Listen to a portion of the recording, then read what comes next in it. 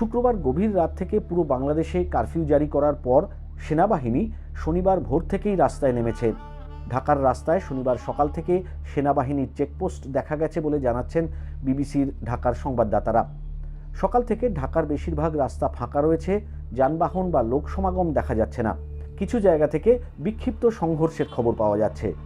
অন্যদিকে কারফিউ জারির পর শনিবার সকাল থেকেই রংপুরে থমথমে পরিস্থিতি বিরাজ করছে। রংপুরের প্রধান সড়কগুলোতে টহল দিচ্ছে সেনাবাহিনী। এর মধ্যেও কোনো কোনো স্থানে সহিংসতার খবর পাওয়া যাচ্ছে। শুক্রবার রংপুরে সহিংসতায় 3 জন নিহত হয়েছিলেন। শনিবার সকালে ঢাকা নারায়ণগঞ্জ লিংক রোডের মৌচাক এলাকায় 3টি গাড়িতে আগুন ধরিয়ে দেন বিক্ষোভকারীরা। এর আগে শুক্রবার